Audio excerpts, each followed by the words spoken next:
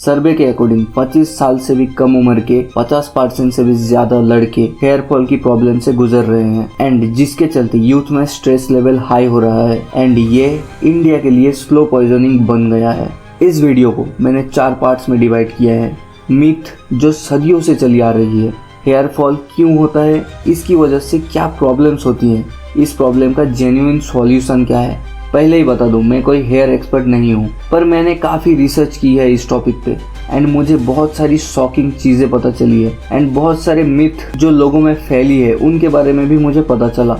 जैसे कोई भी शैम्पू या कंडीशनर तुम्हारे बाल वापस नहीं उगा सकते। शैम्पू सिर्फ बाल एंड स्काल्प को क्लीन करने का काम करता है, बट यहाँ एक कैच है। शैम्पू में सल्फेट होता है जो झाग बनाने का काम करता है एंड ये एक मेजर रीजन है तुम्हारे रूट्स को डैमेज करने का। दूसरा, hair fall is only inherited from mother's side, जबकि हेयर फॉल जेनेटिक्स होते हैं एंड बोथ पेरेंट्स के साइड से ही होते हैं। तीसरा, स्ट्रेस की वजह से हेयर फॉल होता है, बल्कि फैक्ट्स ये है कि स्ट्रेस की वजह से हेयर फॉल होता तो है पर टेम्पररी बेसिस पे, लेकिन स्ट्रेस में रहने के दौरान लोग bulk eating and unhealthy diet करते हैं जिसकी वजह से temporary hair fall permanent hair loss में बदल जाता है। चौथा मिथ जो ऑलमोस्ट हर एज की लोगों की बिलीव्स बन गई है, टकला हो जाओ ताकि फिर से हेयर फॉलिकल से बाल उगेंगे and growth faster and healthier होंगी। ये एक झूठ है, बल्कि सेविंग के बाद हेयर के एजेस बहुत शार्प हो जाती हैं जिसकी वजह से तुम्हारे हाथ लगने पे वो बहुत थिक लगने लगता है।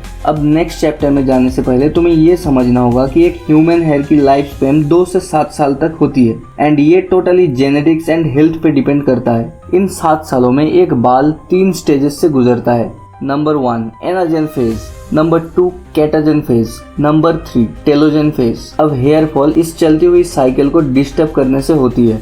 डिस्टर्ब करने में हमारा तो हाथ है ही, पर हमारे अलावा बहुत सारी चीजों का भी हाथ होता है। जेनेटिक्स, इसके बारे में मैंने शुरुआत से ही बताया था, पर इस चीज का भी सॉल्यूशन है। Hormonal imbalance, thyroid problems, PCOS, pregnancy, menopause, ये सभी चीजें तुम्हारे बॉडी के हार्मोन्स को इम्बैलेंस करती है जिसकी वजह से तुम्हारा हेयर फॉल होता है।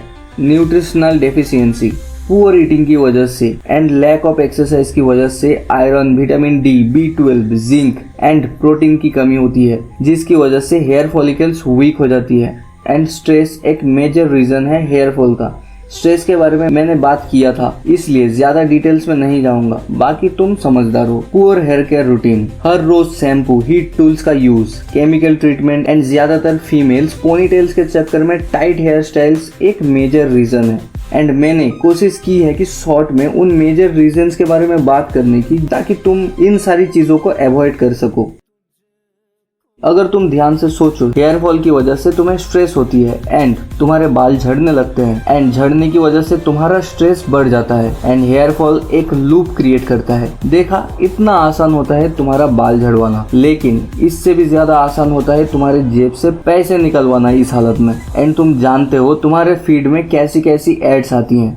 दूसरी प्रॉब्लम, तुम महंगे ट्रीटमेंट लेते हो एंड कर्जे में डूबते चले जाते हो एंड तुम्हें इसकी वजह से एंजाइटी भी हो सकती है। तुम्हारे सोशल लाइफ में बहुत बड़ा इम्पैक्ट होता है। तुम अपना कॉन्फिडेंस लूज कर देते हो। तुम अपने आप के ही ग्रोथ में खुद ही रुकावट बन जाते हो। तुम पहले के मुकाबले ज्यादा गुस्सैल बन जाते हो एंड तुम्हें साइकोलॉजिकल प्रॉब्लम्स फेस करनी पड़ती है। पर तुम्हारे हाथ में आखिर है ही क्या? असल में तुम्हारे हाथ में ही सब कुछ होता है। अगर तुम कम्प्लीटली गंजे हो गए हो तो इस चीज को एक्सेप्ट करो एंड मूव ऑन करो। कोई गंजा या फिर टकला बोले तो क्या ही फर्क पड़ता है, लेकिन तुम्हारे पास बाप की दौलत की कमी नहीं है तो तुम कुछ भी कर सकते हो, मैं नहीं रोकूंगा। बट अगर तुम्हारे पास नहीं है तो प्लीज फालतू के खर्चे मत करो, इससे तुम्हारा ही फाइनेंशियल बर्डन बढ़ेगा। वैसे भी 30 के बाद तुम अंकल ही कहलाओगे। अगर तुम हेयर फॉल के पहले स्टेज पर हो तो तुम अपने डाइट पर ध्यान दो, प्रॉपर न्यूट्रिशन लो, ये तुम्हारे बाल गिरने से रोकेंगे। तुम एक प्रॉपर हेयर के रूटीन तैयार करो डाइट के साथ एंड ये कंसिस्टेंट रखो। सबसे जरूरी एक्सरसाइज करो, हफ्ते में कम से कम 5 बार 1 घंटे के लिए। साथ ही मेडिटेशन करने की भी बहुत जरूरत होती है, स्पेशली स्ट्रेस दूर करने के लिए। अगर इन सारी चीजों से काम नहीं बनता एंड तुम्हारे लिए तुम्हारा बाल ही सब कुछ है तो तुम डॉक्टर को दिखा सकते हो। मिलते हैं नेक्स्ट वीडियो पे, तब तक के लिए खुदा हाफिज।